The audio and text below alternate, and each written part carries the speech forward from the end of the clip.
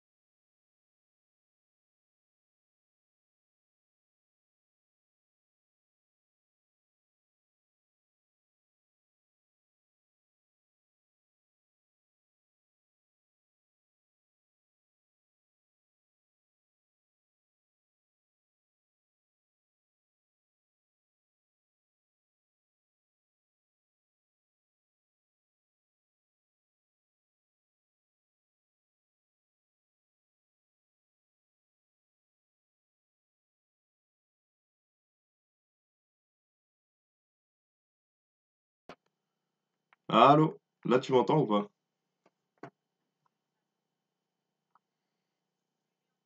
Ok, et toi, on t'entend? Ok, attends.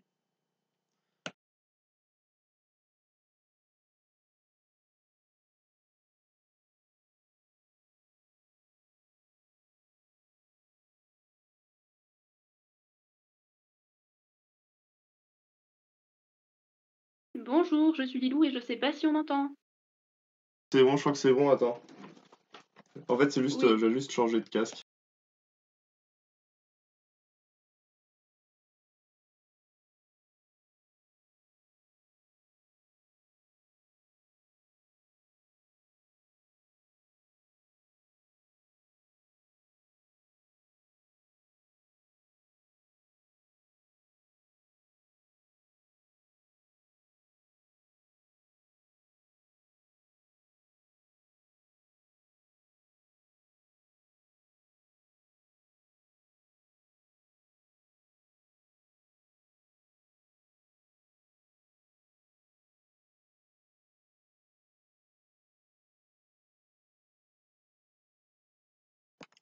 Voilà, c'est bon. Du coup, bah, on peut commencer.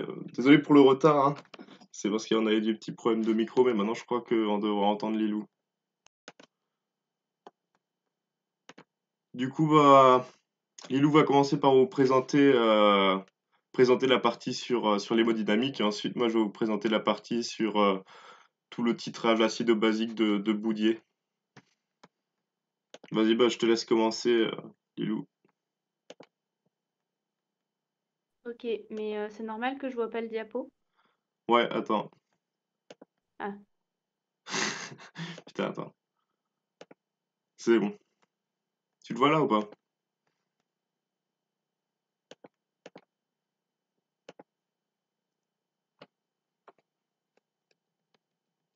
c'est bon, je le vois. Nickel. Donc c'est parti pour l'hémodynamique. Tu peux passer. Là, vous avez le rappel des formules, mais normalement, à cette période de l'année, je pense que vous devez les connaître. Juste vous souvenir de quand les utiliser.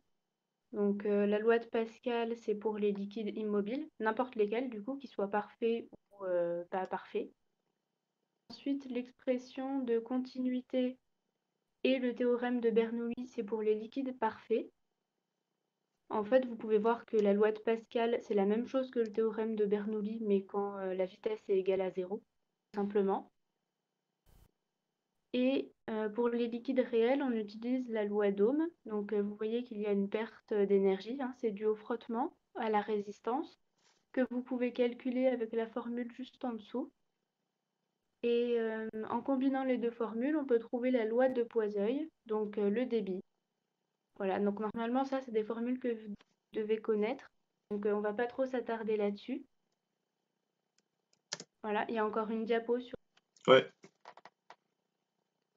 Voilà, donc le nombre de Reynolds, donc ça tombe, hein, ça, faut le connaître. Et vous pouvez voir qu'il y a deux formules différentes. C'est assez perturbant parce qu'il y a le diamètre en bas et puis ensuite, il est en haut. Donc, pour répondre au QCM, il va falloir essayer de déterminer de quelle formule le prof parle. Donc, je ne sais pas si vous parle d'un débit, le diamètre il sera en bas par exemple. Alors que si vous parle de vitesse, il sera en haut. Ensuite, ça c'est du cours pour l'écoulement.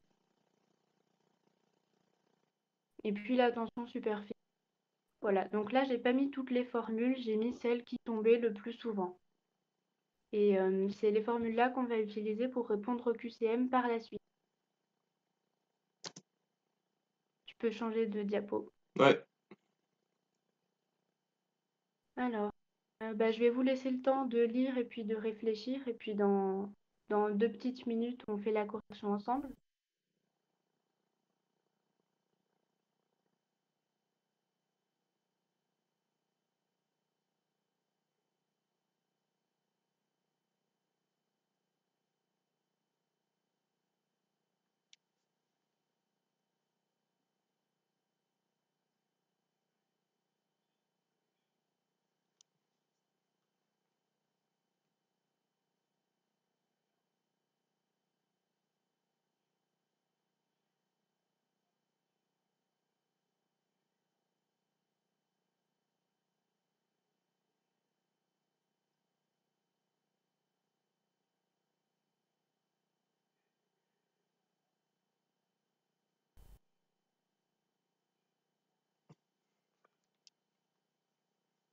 Je pense que c'est bon, là, du coup.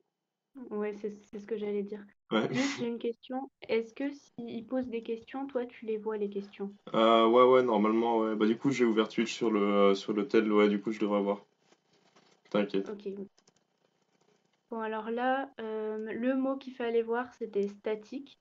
Donc ça appelle à la loi de Pascal. Et donc là, tu peux passer un petit peu. Ah ouais. J'ai mis des petites animations. Vas-y encore. Voilà. Donc je vous ai remis la loi de Pascal juste en dessous. Et vous pouvez en déduire P2 à partir de P1. Et puis Rho, G et la différence d'altitude. Tu peux passer. Ah oui, voilà. Oui, donc P1, ce sera forcément supérieur à P2. C'est tout ce qui est plus haut, la pression est plus petite. Voilà, donc à droite, là tout en haut, je vous ai remis la formule à utiliser. Et donc on va remplacer par les données numériques. Juste attention aux conversions. Vous savez que 1 mm de mercure, c'est égal à 133 pascal, c'est dans votre cours. Vous avez juste à multiplier par 200 pour avoir P1 en pascal. Bon, ensuite, ça, c'est juste le calcul, c'est pas hyper compliqué. Par contre, on a le résultat en pascal et il faut à nouveau le convertir en millimètres de mercure. Alors pour ça, bon là c'est un petit peu compliqué, mais pour revenir encore une fois à ce que vous savez, 1 mm de mercure c'est 133 pascal, donc 13 300 pascal c'est 100 mm de mercure. Et 11 600 pascal c'est un petit peu en dessous de la valeur 13 300, donc ce sera un petit peu en dessous que 100 mm de mercure. Voilà, j'espère que vous avez compris, mais c'est grosso modo de la proportionnalité, quoi. Donc la réponse juste était la D.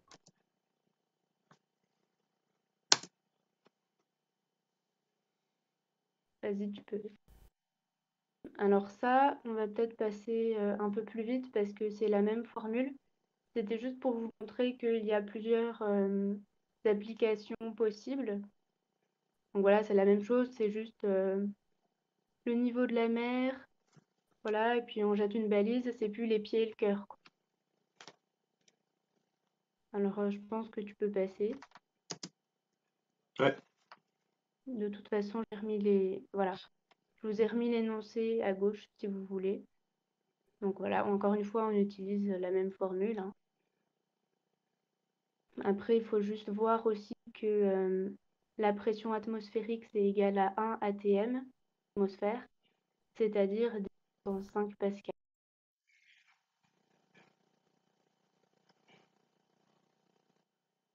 Et ben voilà.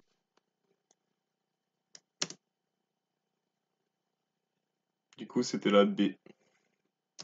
Ah oui, pardon. Ouais, non, mais t'inquiète, je vais le dire comme ça, vu que toi, t'as un peu de... Enfin, tu vois, en retard par rapport à...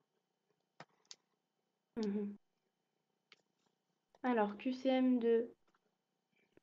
Donc là, on parle de deux segments artériels en continuité, horizontaux, et on considère le sang comme parfait. Donc ça, c'est hyper important, quoi, ce mot-là. Et bah là, il n'y avait même pas de calcul, en fait, il fallait juste trouver la bonne formule à utiliser. Vas-y, je crois qu'il y a une animation. Voilà, donc c'est la loi de Bernoulli. Je vous l'ai remise juste à côté. Vous pouvez en déduire la différence de P1 et P2. Voilà, donc vous pouvez rayer les petits z parce que c'est à la même altitude, vu que c'est en continuité et horizontaux. Tu peux passer la diapo.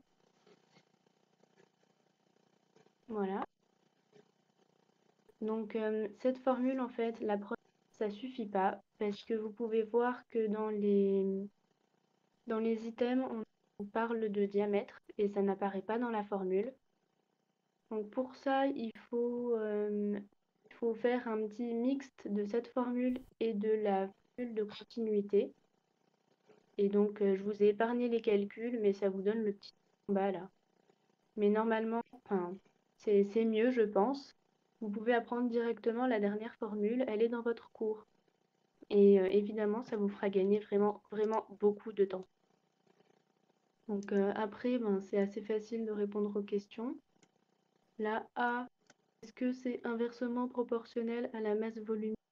Ben, c'est faux. Vous voyez bien que c'est proportionnel. La B, on parle de la vitesse dans le premier segment. Donc ça, c'est assez facile aussi, hein. Vous pouvez voir qu'il y a un petit facteur au carré. Voilà, mais malheureusement, c'était pas multiplié, enfin, c'était pas divisé, c'était multiplié. Bon, c'est proportionnel.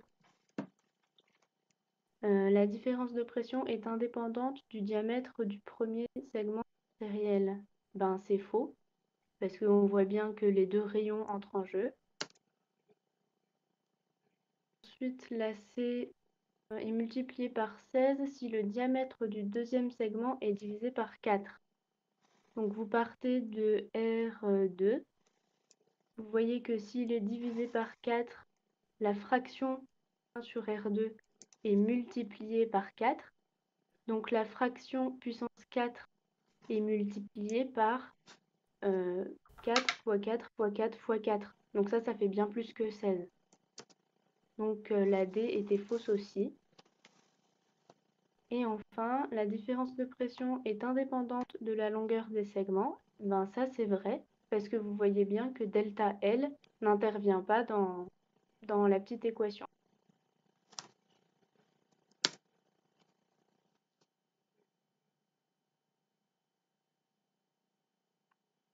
Alors, QCM3,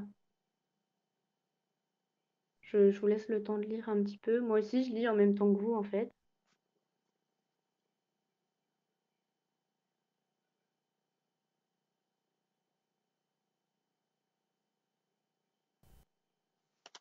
Alors, on vous parle de résistance, donc forcément, c'est pas un liquide parfait, d'accord? Et donc là, comme on vous parle de résistance, de débit et de différence de pression entre l'aorte et l'atrium droit, ça va être la loi d'Ohm qu'il va falloir utiliser, ok? Delta P égale QR. Vas-y, tu peux passer, Lou. Voilà, donc de là, vous en déduisez R égale delta P sur Q. Vas-y. Je vous ai encore mis la formule tout en haut. Donc encore une fois, attention aux conversions. C'est vraiment important de maîtriser ces conversions parce qu'elles apparaissent tout le temps, tout le temps, tout le temps.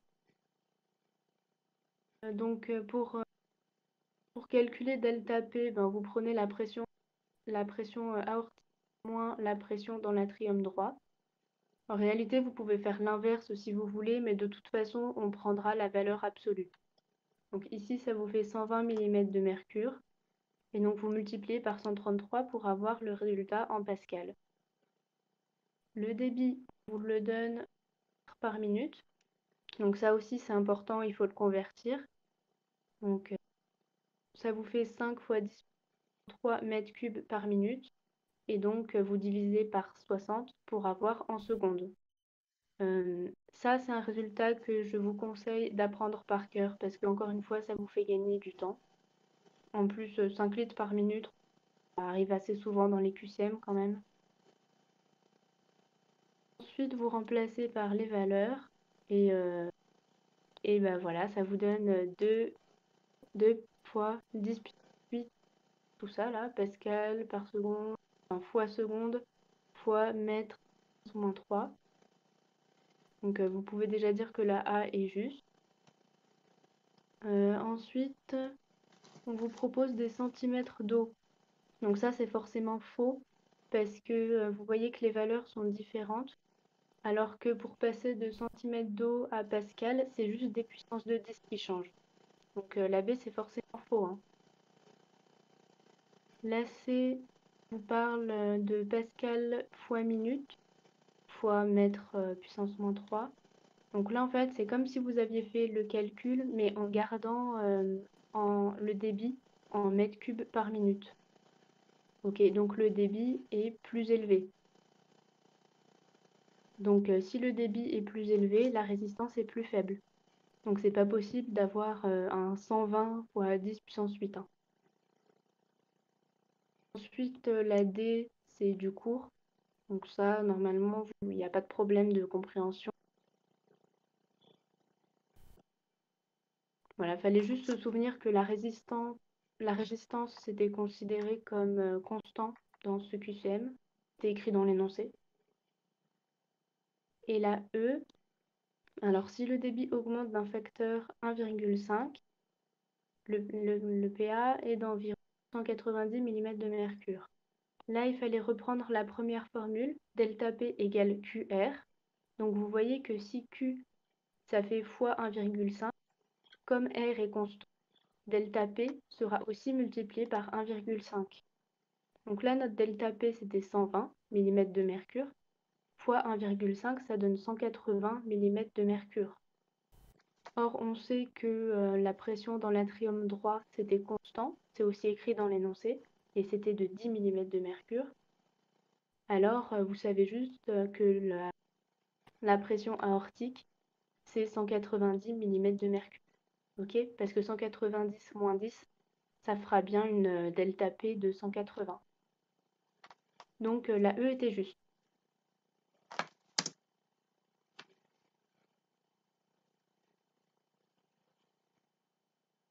Ensuite, on parle encore de résistance, de débit. En fait, il y a plein de données dans ce QCM. C'est un truc que j'ai tiré d'Anal et que j'ai un tout petit peu modifié parce que sinon, il n'y avait pas la formule de la résistance et je voulais que vous la traitiez. Alors, vous voyez que dans les items, on vous parle de nombre de Reynolds. Donc pour ça, il va falloir la formule. Donc normalement, vous la connaissez, c'est 4 ρ Q sur D et tapis. Voilà, elle est là.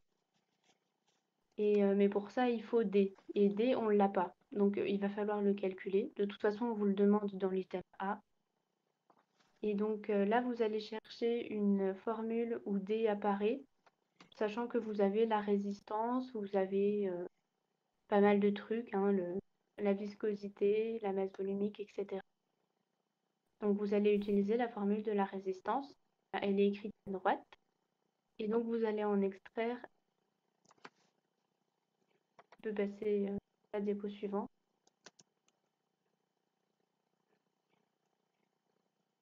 Merci. Donc je vous ai remis la formule à gauche cette fois et à droite, je vous ai remis les données. Donc encore une fois, il va falloir convertir. Surtout pas oublier la viscosité. Là, on vous la donne en poise.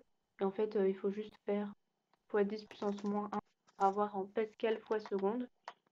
Et ça, c'est aussi une donnée que vous pouvez apprendre par cœur. Parce que de toute façon, c'est toujours la même viscosité, hein. Bon, delta L, 2 cm, c'est pas trop compliqué à convertir en mètres. Et le débit, par minute, bah, vous le convertissez en mètres cubes par seconde. Ça non plus, c'est pas trop compliqué. Ensuite, vous remplacez par les valeurs numériques et vous obtenez un R plus 4 égale à fois 10 moins 8. Donc R égale 1 fois 10 moins 2 mètres. Donc l'item A était faux. Attention, hein, là on nous demande le diamètre et nous on a calculé le rayon. Je crois que j'étais tombée dans le piège là aussi, donc faites pas la même erreur que moi.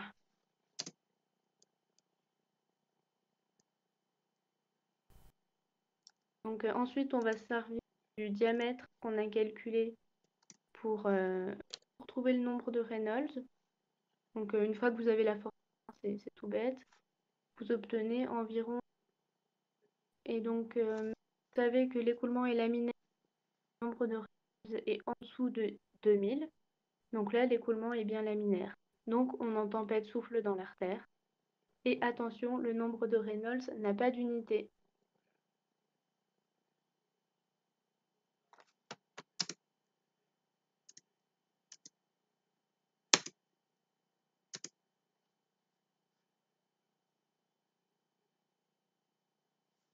Et je crois que c'est déjà le dernier QCM, on est allé vachement vite. On parle de pression, de diamètre et de tension superficielle. Donc la formule n'est pas trop compliquée à trouver si vous la connaissez, hein. Donc c'est TS égale la pression fois le rayon.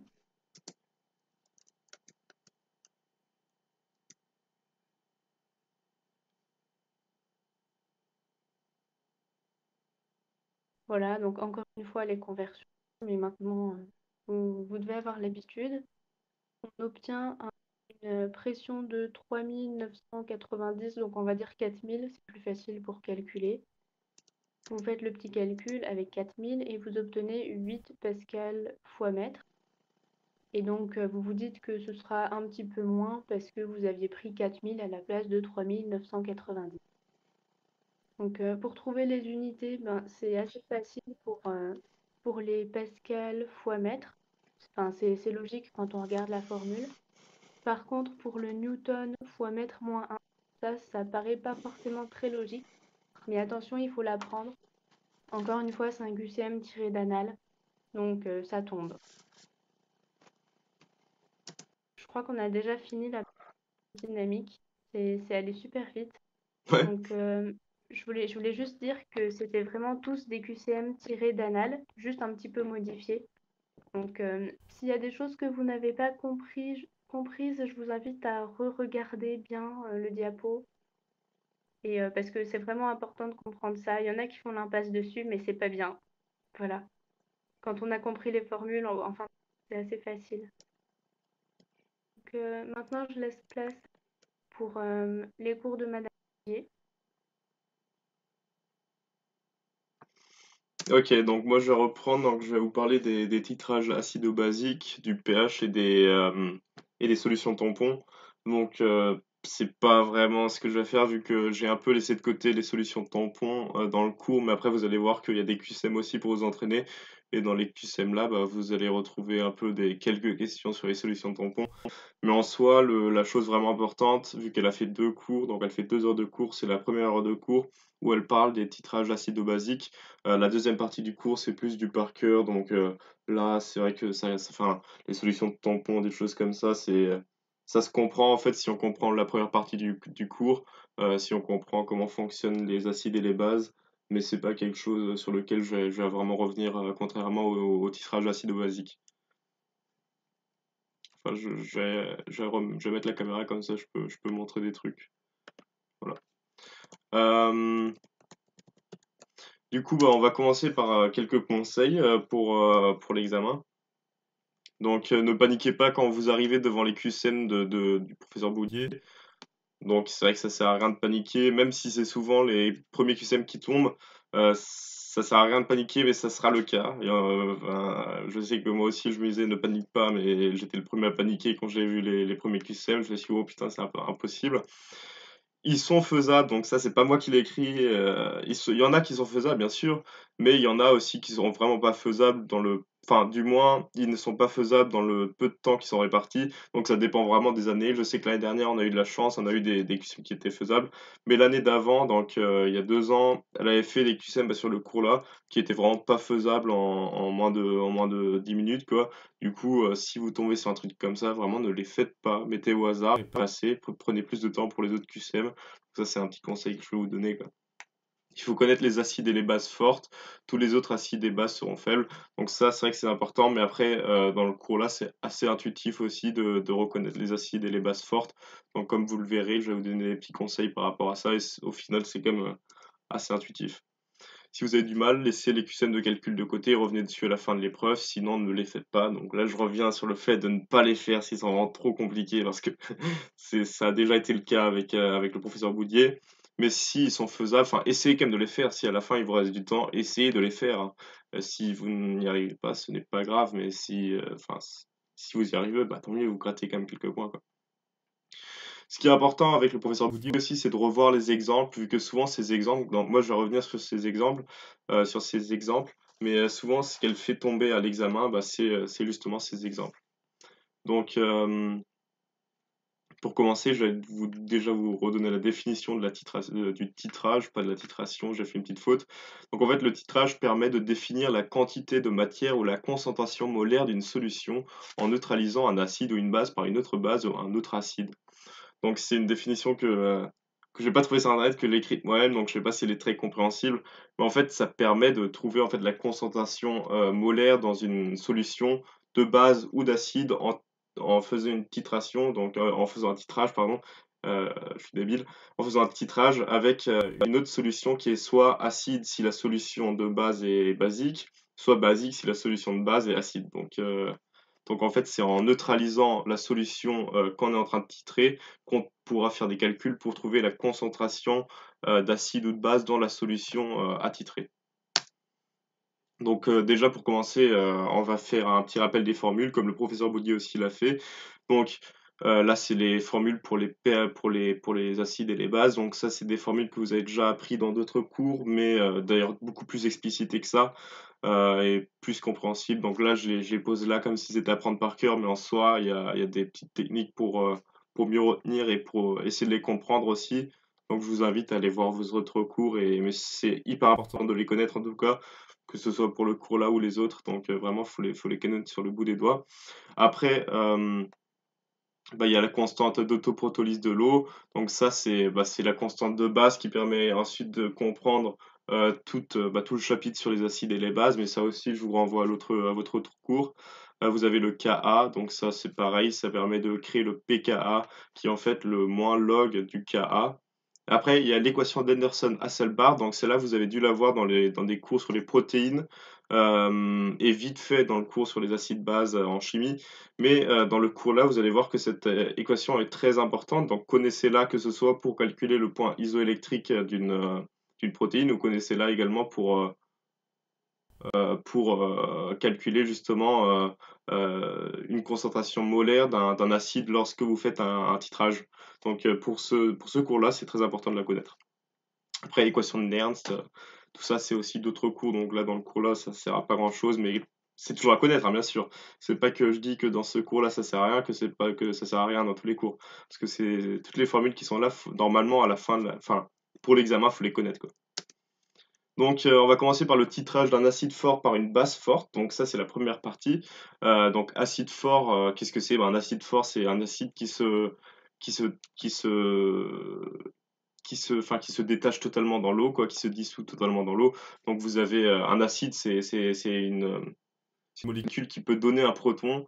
Donc ça se dissocie totalement dans l'eau, c'est le mot que je cherchais. Et une base forte, bah, c'est une base, donc ça peut capter un proton. Et une base forte est une base qui s'associe totalement dans l'eau aussi. Donc j'ai fait un petit schéma dégueulasse sur PaintMe qui permet de voir, enfin juste de modéliser tout ça. Donc vous avez votre solution titrante qui ici est une base forte, donc NaOH. Et vous avez votre solution titrée qui ici est un acide fort, donc l'acide chlorhydrique HCl. Donc lorsque on mélange une base forte et un acide fort, donc HA plus BOH, donc HA c'est l'acide fort et BOH bah, c'est l'acide faible. C'est la base forte, pardon, qu'est-ce que je raconte? Bah, vous obtiendrez un sel. Donc un sel, c'est un mélange de deux ions, donc un mélange ionique, enfin un solide ionique, et de l'eau. Parce que en fait, ce que vous voyez déjà juste dans la formule de NaOH, c'est que dans l'eau, vous savez très bien que les sels se dissocient dans l'eau. Donc, vous voyez très bien que le NaOH va se transformer en Na+, et OH- dans l'eau. Donc ça, c'est sûr. Donc, s'il se dissocie totalement, c'est sûr que c'est une base forte. Donc, c'est quand même assez logique. Donc, au début, j'avais dit qu'il fallait apprendre toutes les bases fortes et tous les acides forts par cœur, mais au final, c'est quand même assez intuitif. Pareil pour HCl. Donc, vous voyez que Cl, c'est un, un atome qui est très très électronégatif, je crois, si je me rappelle bien. Oui, sans claquer d'argent. Oui, donc c'est un atome qui est très très électronégatif. Il se trouve tout à droite du tableau périodique. Donc il va capter le proton, enfin l'électron de H de l'hydrogène dans l'eau. Donc ça va devenir Cl- parce qu'il aura un électron en trop. Et le H va donc se dissocier totalement dans l'eau. Donc c'est un acide fort. Pareil pour le NaOH. Donc OH qui va se transformer en OH. OH- parce que justement il aura capté l'électron de Na parce que Na est un atome très électropositif donc qui a tendance à donner un électron. Donc ce qu'il faut retenir dans ce que je viens de dire c'est qu'une base forte plus un acide fort bah, ça fait un sel et de l'eau. Donc là comme je vous l'ai dit bah, NaOH dans de l'eau ça fait Na+, et OH-. Et donc ça fait du sodium et de je sais plus comment ça s'appelle, excusez-moi. Et l'acide chlorhydrique va donner un proton et du chlore et un ion chlore. Donc ensuite, bah, si on associe ça, vu que c'est quand même un mélange d'une base forte et d'un acide fort, bah, ça va créer NaCl. Donc NaCl, c'est tout simplement du chlorure de sodium. Donc ça, c'est un sel de table tout normal, quoi. Et de l'eau. Et NaCl plus l'eau, bah, c'est ni acide ni basique. Parce que Na plus et Cl-, c'est un acide nul et une base nulle. Parce que il faut retenir que l'acide conjugué d'une base forte est un acide nul et la base conjuguée d'un acide fort est une base nulle. Donc, lorsqu'il y a autant de molécules de HCl que de molécules de NaOH dans une solution, eh bien, il y aura plus que du NaCl et de l'eau dans la solution, donc le pH sera neutre, donc le pH sera de 7, vu que tout sera totalement neutralisé.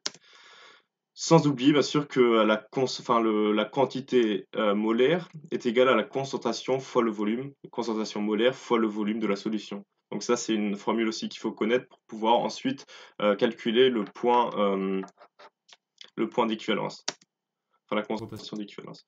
Donc on va faire un petit exemple, on titre une solution de HCl de 30 ml, donc à 0,2 mol par litre, ça c'est la concentration molaire, avec une solution titrante de NaOH de 0,1 mol par litre. Le but est de calculer le volume d'équivalence. Donc là, je vous ai remis mon petit schéma sympa. Vous avez NaOH qui est la solution titrante et HCl qui est la solution titrée. Donc NaOH a une concentration de 0,1 mol par litre. On cherche le volume d'équivalence. Donc là, pour moi, me représenter lors de QCM, je faisais toujours ce petit schéma et j'écrivais concentration égale, volume égal et volume d'équivalence égale, point d'interrogation, juste pour me remémorer ce que je cherche. Donc là, c'est ce que j'ai fait sur la diapo là. Donc la solution titrée ici est l'acide chlorhydrique, pardon, avec une concentration molaire de 0,2 mol par litre et un volume de 30 millilitres. Donc le volume d'équivalence, c'est quoi? C'est le volume versé de la solution titrante, donc ici le volume versé de NaOH, pour que en fait il y ait autant de quantité de matière de NaOH que de quantité de matière de HCl. Donc imaginez, vous avez 3 mols de NaOH et 6 mols de HCl. Bah, il faut rajouter 3 mols de NaOH pour qu'il y ait 6 mols de NaOH et 6 mols de HCl pour que les deux en fait se neutralisent. Donc, comme je viens de le dire tout à l'heure, on sait que N égale C fois V, donc la quantité de matière est égale à la concentration molaire fois le volume. Donc là, on va juste faire une petite équation toute bête. En fait, on cherche que n est égal à n, donc n NaOH, donc on veut que la quantité de matière de NaOH soit la même quantité que la quantité de matière de HCl. Donc, on veut que n NaOH égale n HCl. Donc, comme n égale C fois V, on fait le volume de NaOH fois la concentration de NaOH est égal au volume de HCl fois la concentration de HCl. Donc là, on trouve que 0,2 fois 30, vu que c'est la concentration et le volume de HCl, est égal à 0,1 fois volume, parce que le volume, c'est ce qu'on cherche et c'est le volume d'équivalence. Après, on fait une équation comme ça et on trouve que le volume d'équivalence est à 60 millilitres.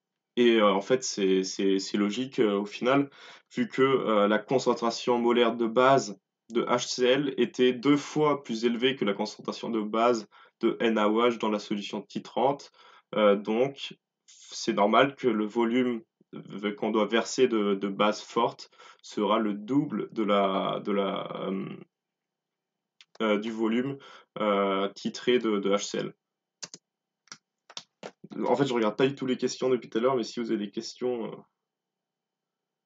excusez-moi, juste regarder.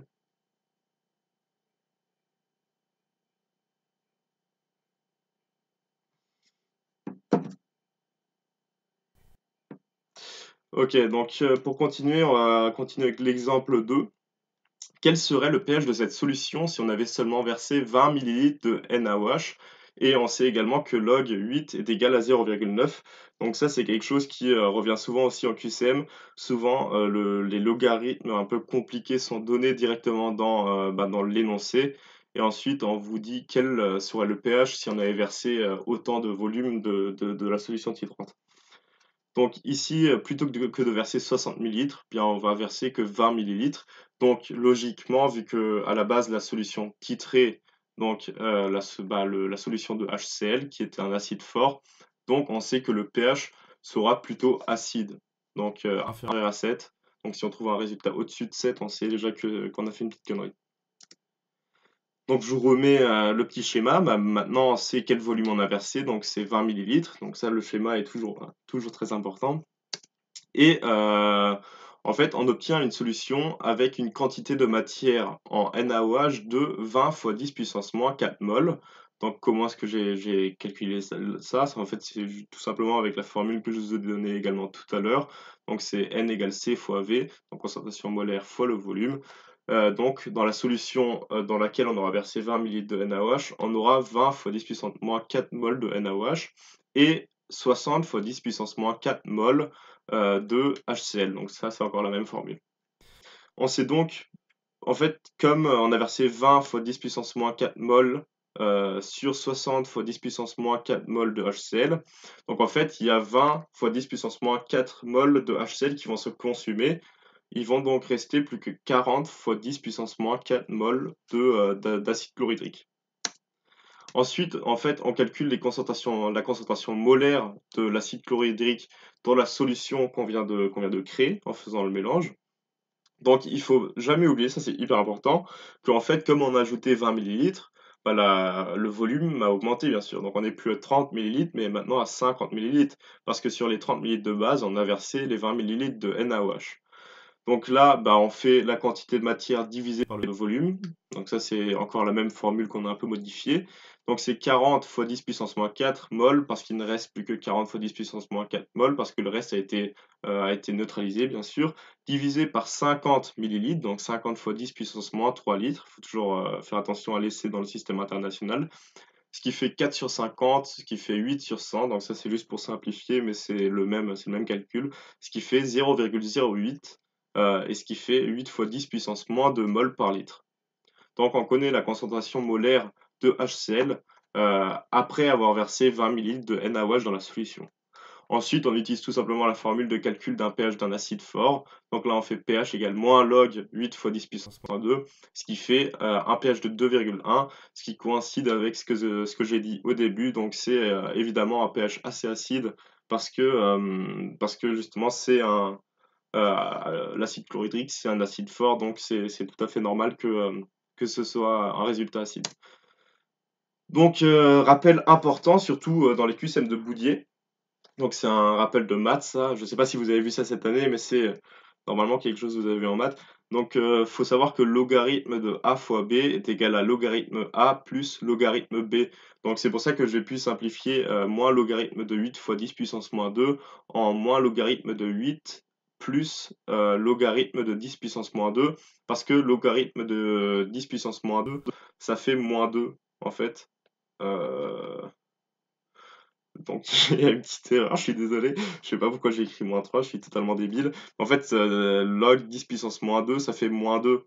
Euh, ouais, du coup, je sais pas pourquoi j'ai écrit -3. Du coup, le résultat, c'est pas 2,1, mais bien 1,1, bien entendu.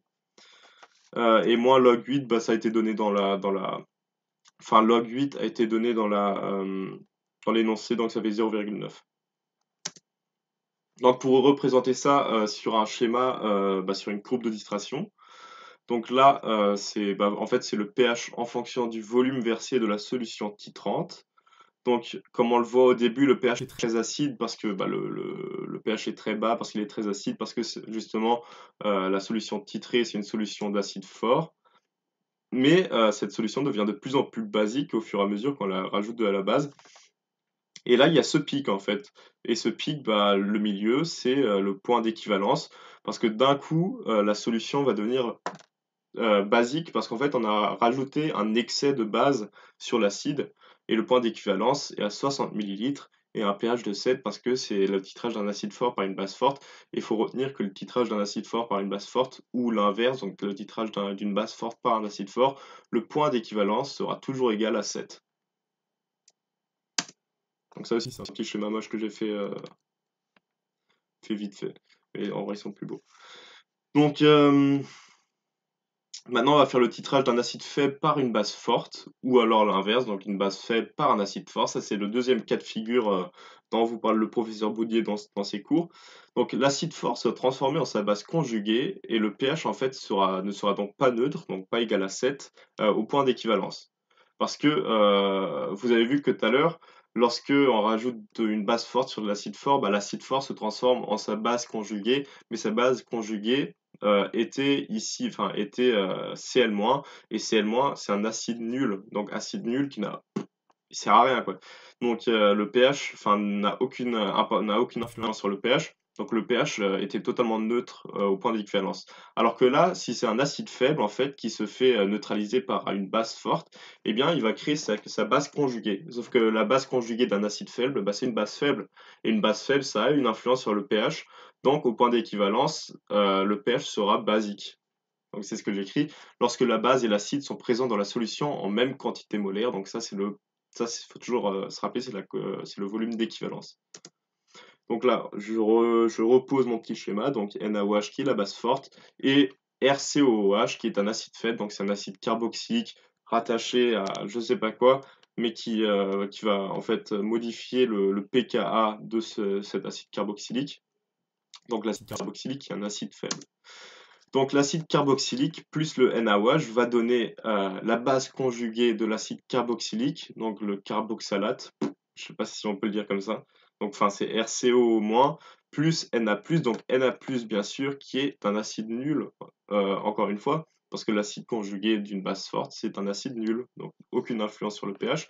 Là, il y aura donc dans la deuxième partie de cette équation, de cette réaction, il y aura seulement RCO-, qui sera la base faible conjuguée de l'acide carboxylique qui aura une influence sur le pH. Voilà, c'est ce que j'ai mis ici. Donc Na+, c'est un acide nul. Donc on va faire, je vais vous expliquer en fait le point de demi-équivalence. Donc le point de demi-équivalence, c'est lorsqu'on a versé en fait la moitié, par exemple, la moitié du volume de la solution titrante, donc la solution qui est au-dessus de la solution titrée, qu'il faut pour atteindre le point d'équivalence. Donc en fait, on est au point de demi-équivalence, on a la moitié du point d'équivalence.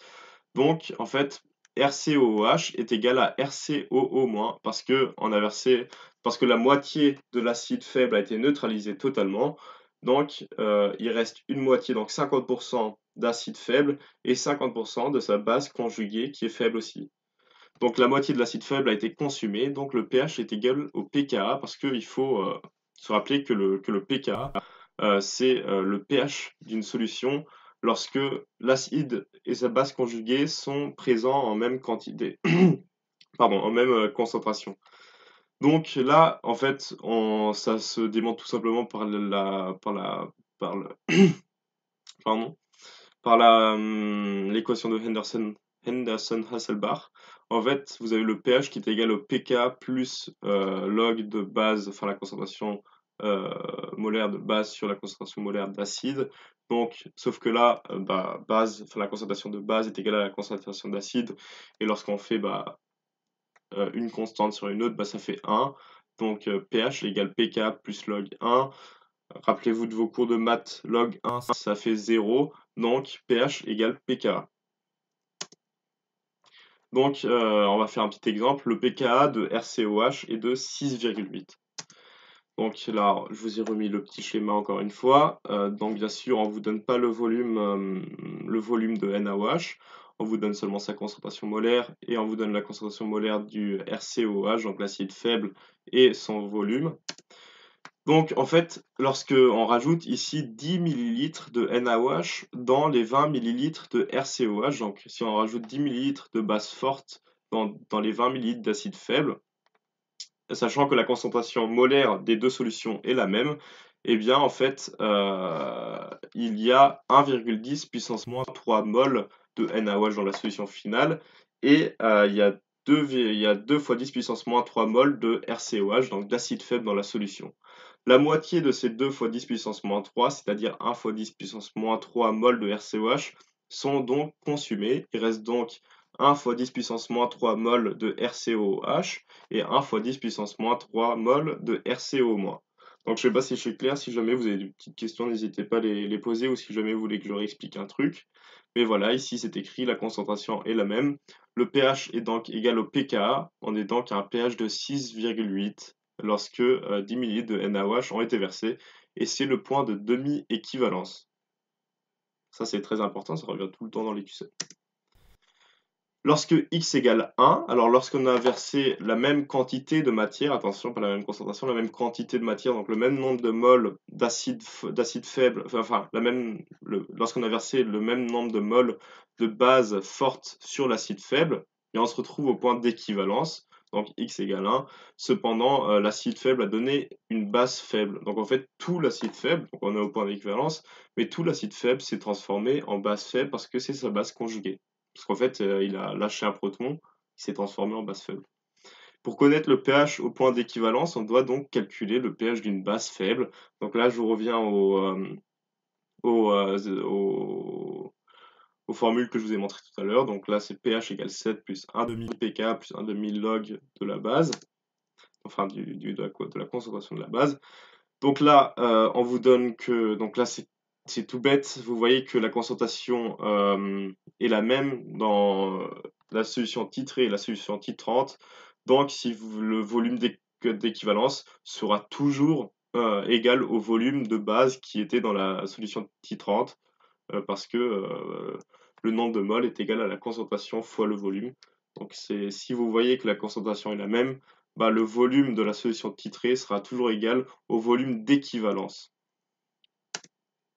Ici, on a donc 0,1 fois 20 fois 10 puissance moins 3 égale 2 fois 10 puissance moins 3 mol de NaOH qui ont neutralisé 2 fois 10 puissance moins 3 mol de RCOH.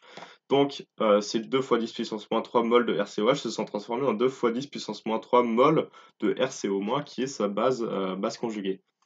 Donc ça se trouve dans 40 ml parce qu'il faut se rappeler qu'on a versé... Ouais, je reviendrai tout à l'heure sur le point de demi-équivalence.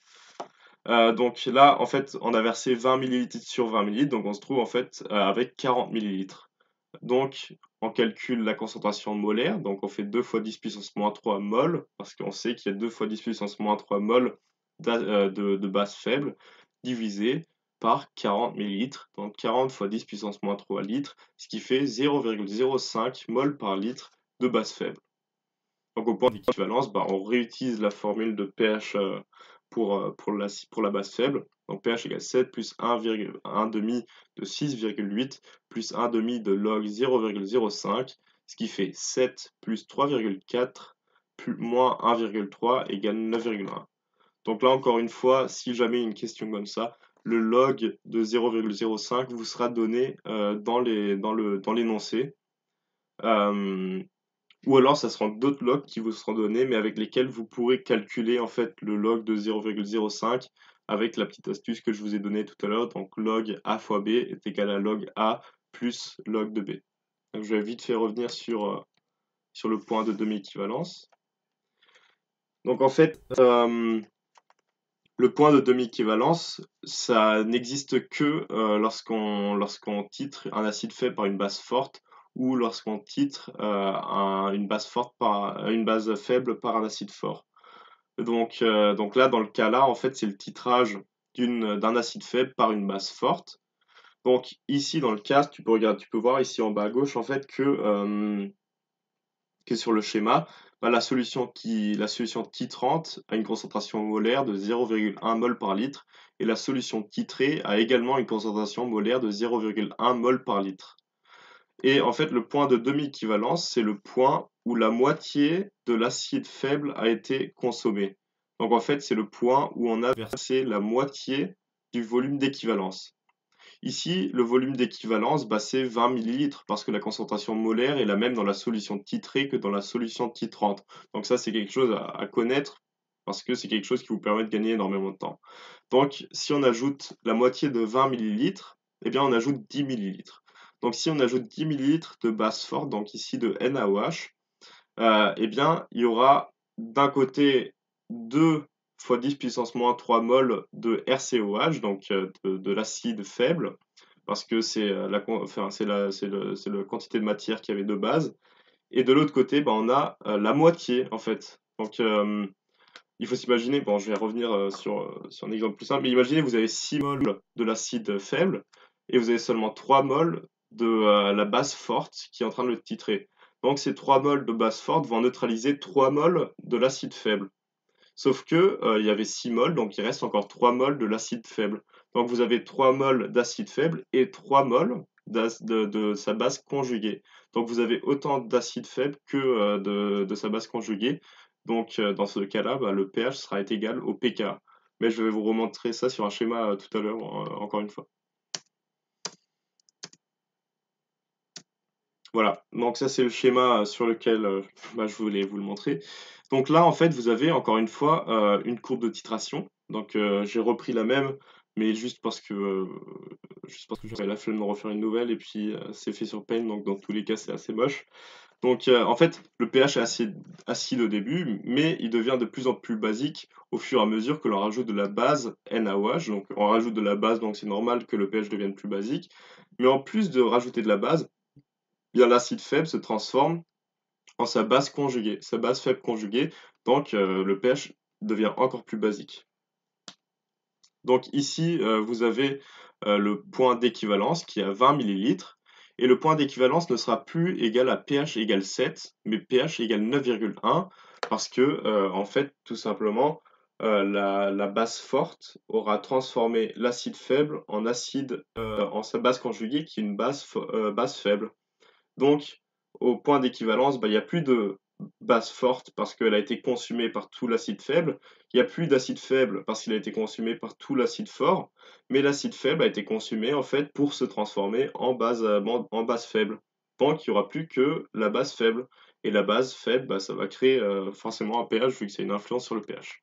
Et ici, en fait, au point de demi-équivalence, donc la moitié du volume d'équivalence, lorsqu'on verse 10 ml, donc la moitié de 20 ml, eh bien, il y a autant d'acide faible que de base faible conjuguée à cet acide, parce qu'on a versé la moitié de la quantité de matière nécessaire à neutraliser tout l'acide faible. Donc le pH sera égal au pKa, sera égal à 6,8. Voilà.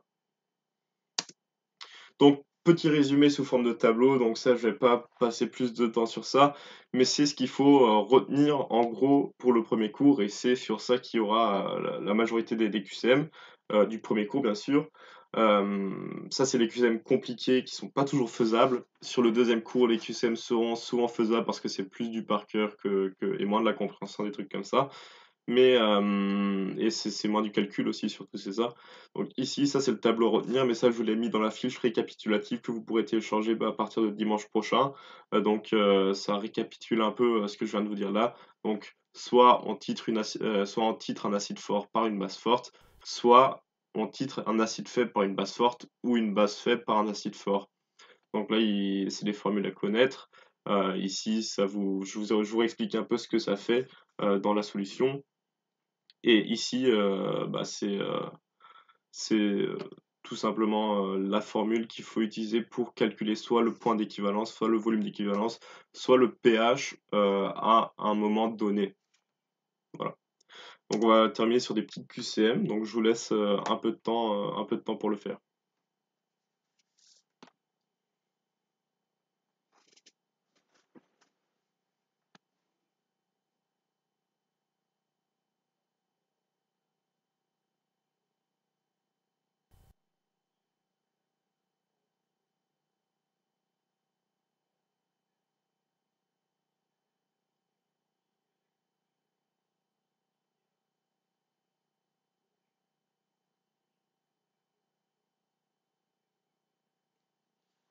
Voilà. Donc le QCM, c'est calculer la valeur du pH d'une solution contenant 3 fois 10 puissance moins 3 mol litre d'H2CO3, donc ça c'est du bicarbonate, et de 2 fois 10 puissance moins 2 mol litre de carbonate, je crois, je crois que c'est du carbonate.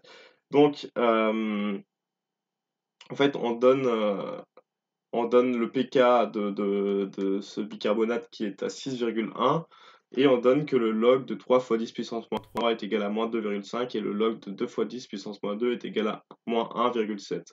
Donc en fait, donc là, il suffit de calculer le pH de la solution.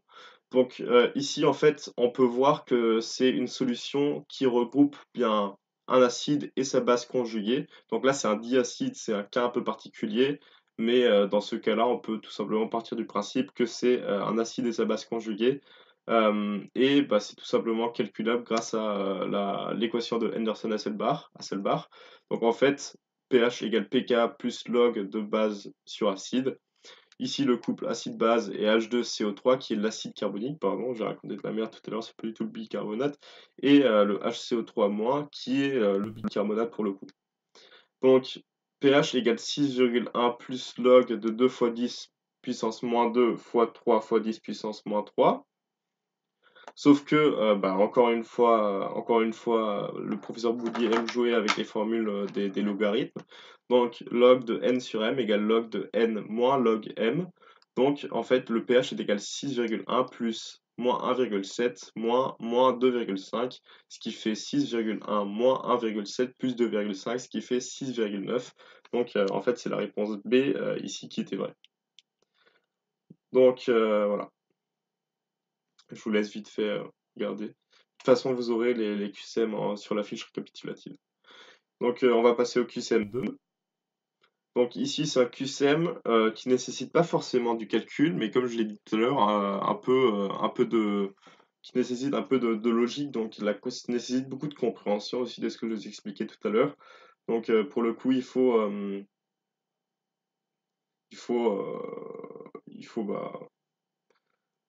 soit calculer, soit on délie tout simplement. Donc je laisse quelques secondes pour le faire.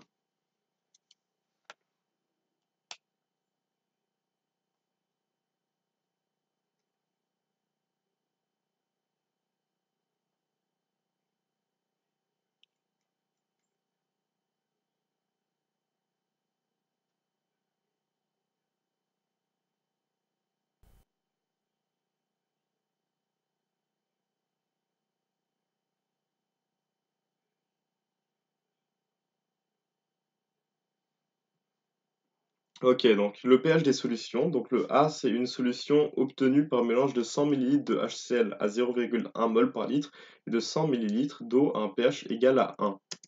Donc ça, c'est faux, parce que HCl, en fait, est un acide fort et l'eau est neutre. Donc ça, c'est tout débile, parce que il suffit de faire le calcul pour le coup. On ajoute 100 ml d'eau à 100 ml de solution de HCl, donc il y a 200 ml dans la solution. et la concentration de HCl est divisée par 2. La concentration en HCl du mélange des deux solutions est donc de 0,05 mol par litre. On utilise tout simplement le calcul d'un pH pour un acide fort, on trouve 1,3, donc la A est fausse. Pour la B, c'est une solution obtenue par mélange de 100 ml de HCl à 0,1 mol par litre et 200 ml de NaOH à 0,05 mol par litre à un pH égal à 7,5.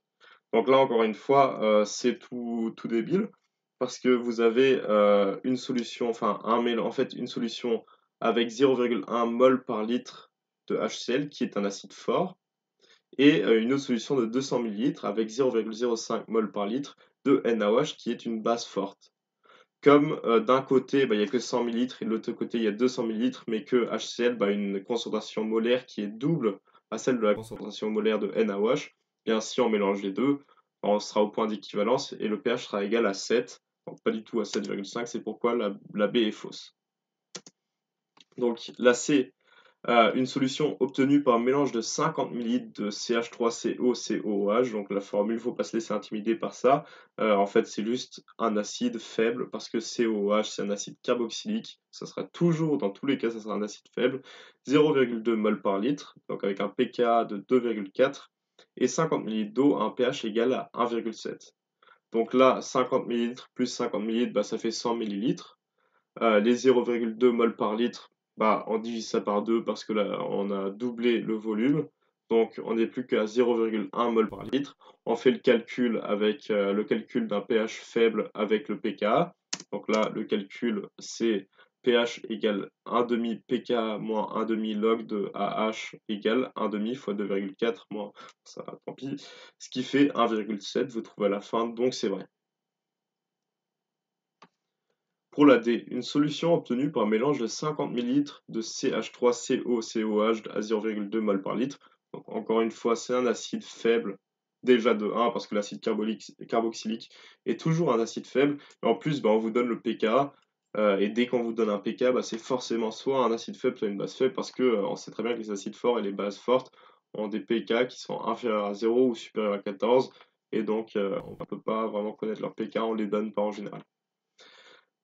Et 200 ml de NaOH à 0,5 mol par litre, un pH égal à 3. Donc en fait on mélange un acide faible avec une base forte.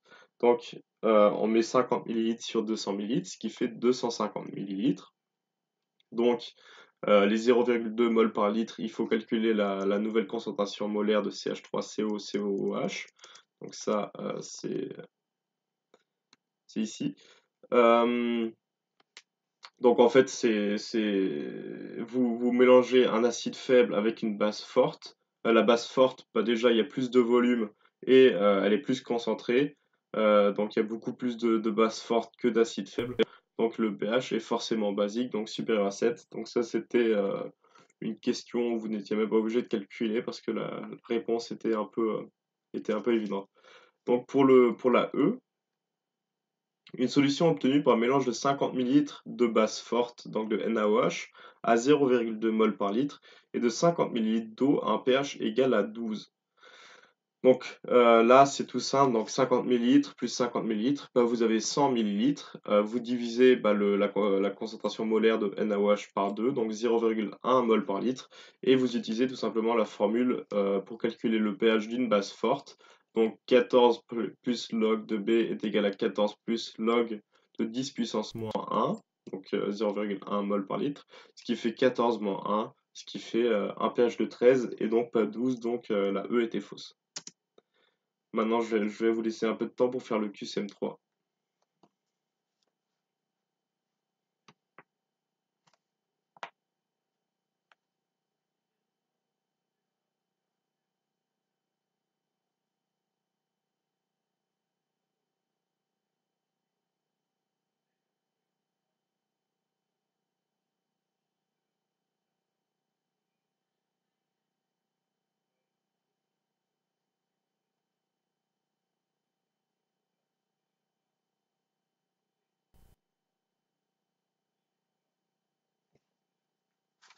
Voilà, donc on va corriger. Je ne sais pas si je vous ai laissé assez de temps, mais donc vous pourrez corriger en même temps que moi au pire. Donc, soit un bécher contenant 10 millilitres d'acide salicylique. Donc, l'acide salicylique, le pKa est donné, donc c'est forcément un acide faible, que l'on titre par une solution de NaOH. NaOH, bah, ça on le sait, c'est une base forte, à 0,1 mol par litre.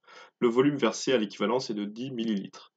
Donc, on sait que le volume versé à l'équivalence est de 10 millilitres et que bah, la quantité de base dans la solution titrée, qui est la solution d'acide salicylique, est de 10 millilitres. Donc là, il suffit de savoir que comme le volume d'équivalence est le même que le volume de base, bah, la concentration d'acide salicylique sera la même que la concentration de NaOH. Donc, on en déduit que la concentration d'acide salicylique est de 0,1 mol par litre. Donc, pour la A, au point de demi-neutralisation, le pH est égal à 1,5. Donc,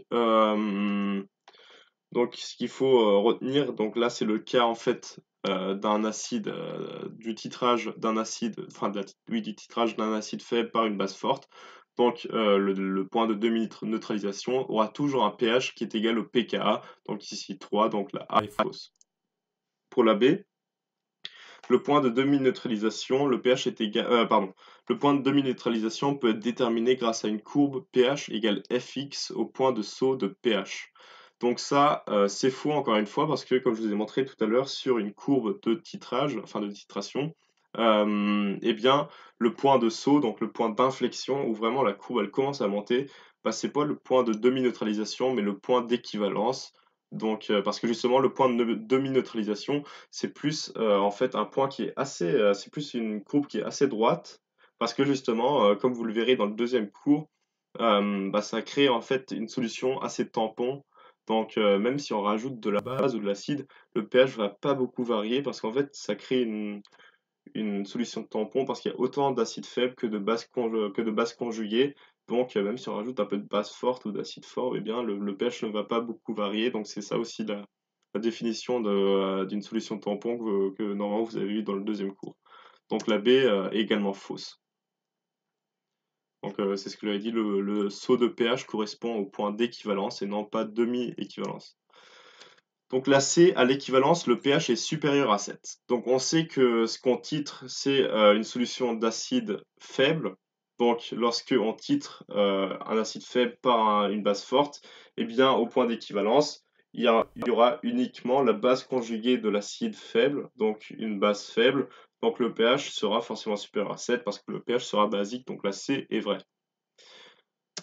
Voilà, c'est ce que j'ai dit. Donc la D. À l'équivalence, le bécher est constitué d'une solution tampon. Donc à l'équivalence, comme je vous l'ai dit, en fait, vous n'avez plus d'acide salicylique, vous aurez uniquement le salicylate, je ne sais pas comment on dit, enfin la base conjuguée de l'acide salicylique, qui est bah, une base du coup, et vous n'avez plus que ça dans la solution. Donc non, c'est pas du tout une solution tampon. Une solution tampon, c'est une solution où vous avez en même temps l'acide conjugué et en même temps la base conjuguée, ce qui permet justement de neutraliser si jamais on rajoute un acide faible, un acide fort ou une base forte. Sauf que là, c'est pas le cas, vu qu'il n'y a que la base faible. Donc c'est pas une solution tampon au point d'équivalence. Donc comme je l'ai dit tout à l'heure, c'est au point de demi-neutralisation qu'on peut dire que la solution est une solution tampon, parce qu'il y a une quantité égale d'acide et de base conjuguée. Pour la E, la concentration d'acide salicylique est de 0,01 mol par litre, donc ça j'y ai répondu tout au début. On voit que le volume d'équivalence est le même que le volume de base de la solution titrée, donc on sait que la concentration molaire de l'acide salicylique est le même que la concentration molaire de NaOH, donc de 0,1 mol, et non pas 0,01 mol par litre. Voilà. On arrive au dernier QCM du GDT, donc l'acide sulfurique, H2SO4, est un acide fort. Donc là, on vous le dit, c'est un acide fort. On peut affirmer à propos du pH des solutions suivantes. Donc là, je vous laisse encore quelques temps pour le faire si vous en avez besoin.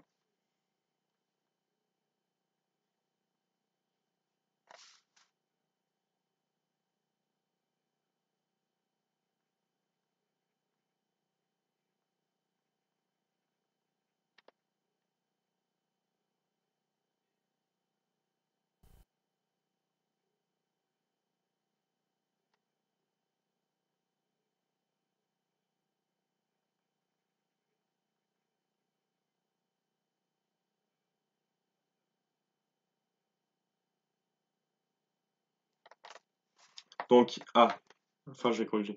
Donc là, l'acide sulfurique est entièrement protoné dans l'eau. Donc, comme c'est un acide, bah, c'est faux. Un acide fort est entièrement déprotoné dans l'eau parce qu'un acide donne un proton et ne reçoit pas le proton. Donc la A est fausse. La B, l'acide sulfurique en solution aqueuse possède un pH élevé. Donc ça, encore une fois, c'est tout débile, c'est faux parce que on sait qu'un acide a un pH inférieur à 7, donc qui n'est pas élevé du tout, quoi. C'est un pH qui est bas. Donc encore une fois, c'est faux. Là, c'est une solution obtenue par mélange de 50 ml de H2SO4, donc d'acide fort à 0,1 mol par litre, et de 50 ml d'eau à un pH égal à 1,0. Donc, en fait, là, ce qu'on fait, c'est que on verse 50 ml et 50 ml, ça fait 100 millilitres. On divise la concentration molaire de H2SO4 par 2, ce qui fait 0,05 mol par litre. On calcule ensuite le pH, donc pH d'un acide fort qui est égal à moins log,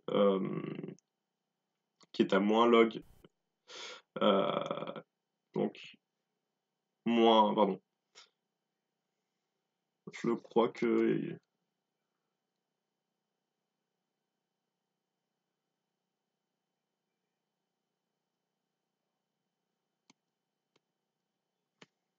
donc pour le C, l'acide sulfurique est un diacide fort, c'est-à-dire que pour chaque mol, ah oui, donc en fait c'est un diacide parce qu'il y a deux protons qui peut lâcher, donc H2SO4, donc H2SO4 se transforme en HSO4-, puis en SO4 2-. Donc c'est un diacide fort. On a 2 moles de protons H+. La concentration en H+ dans une solution à 0,1 mol par litre d'acide sulfurique est donc de 0,2 mol par litre. Euh, donc ça c'est un peu un QCM un peu vicieux. Mais c'est un QCM à savoir aussi. Donc en fait, lorsqu'il y a un diacide dans une solution d'eau, surtout si c'est un diacide fort, donc l'acide sulfurique, c'est un diacide fort, il relâche deux protons, parce que c'est un diacide.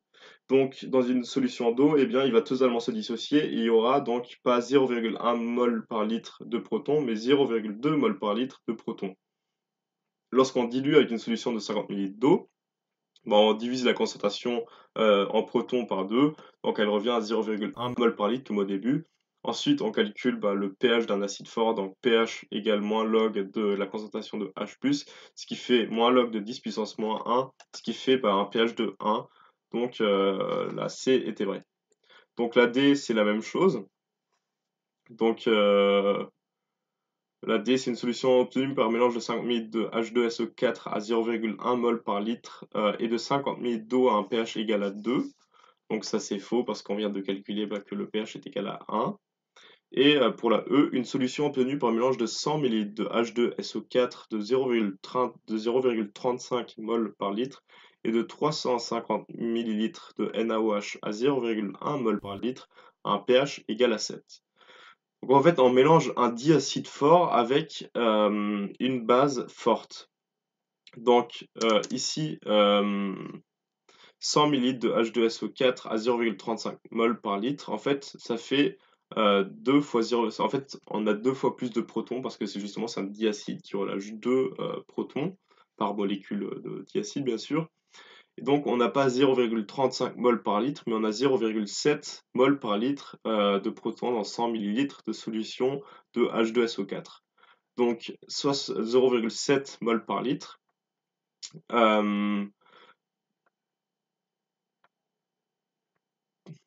Donc là, en fait, ce qui fait, donc là, on a 0, enfin si on calcule la quantité de matière, bien on obtient 0,07 mol de protons dans les 100 ml, bien sûr, de solution de H2SO4.